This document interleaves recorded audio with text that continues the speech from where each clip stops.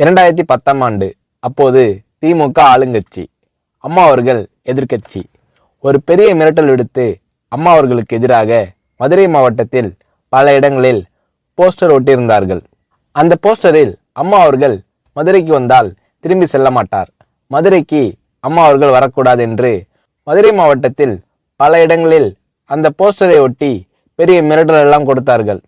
அதேபோல் ஜெயா டிவிக்கும் மிரட்டல் தொலைபேசிகள், மிரட்டல் கடிதங்கள் வந்து கொண்டிருந்தது. ஜெயா டிவியின் செய்தி பிரிவினர் இந்த மிரட்டல்களை பற்றியெல்லாம் தியாகத்தலைவி சின்னம்மா அவர்களிடம் சொல்லி அம்மா அவர்களின் கவனத்திற்கு கொண்டு சென்றார்கள். அம்மா அவர்கள் துணிச்சல், வீரம், கம்பீரம் இவற்றின் ஒட்டுமொத்த உருவம். அதனால் புரட்சி தலைவி அம்மா அவர்கள், நான் மதுரைக்கு போய் தீருவேன், பொதுக்கூட்டத்தில் பேசியே தீருவேன், எது நடந்தாலும் எதிர்கொள்கிறேன் என்று சொல்கிறார்கள்.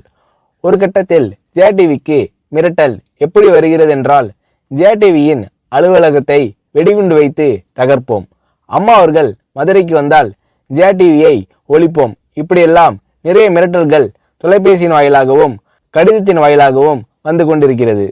இந்த மிரட்டல்களை எல்லாம் கடந்து அம்மா அவர்கள் மதுரைக்கு சென்று பிரம்மாண்டமான பொதுக்கூட்டத்தில் லட்சக்கணக்கான மக்கள் மத்தியில் எழுச்சி உரையாற்றும் போது, ஒரு எதிர்க்கட்சியின் தலைவி என்ற முறையில் என்னை நீங்கள் மிரட்டுங்கள், ஒரு எதிர்க்கட்சியினை நான் நடத்துகிறேன் என்பதற்காக கழகத்தை மிரட்டுங்கள், ஜெயா டிவியை எதற்காக மிரட்டுகிறீர்கள், ஜெயா டிவியின் அலுவலகத்தை நீங்கள் தகர்ப்பீர்களா, ஜெயா டிவியை நீங்கள் ஒழித்து கட்டிவிடுவீர்களா, பார்க்கலாமா, ஜெயா டிவியை ஒழித்து கட்டிவிட்டால் என்னுடைய அரசியல் குரலை ஒழித்து விடலாம் என்று கனவு காணுகிறீர்களா?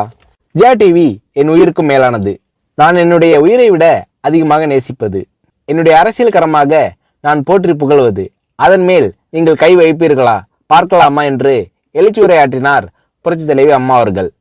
இப்படியெல்லாம் அம்மா அவர்களின் அன்புக்கும் மரியாதைக்கும் பாத்திரமாக ஜெயா டிவி இருந்தது.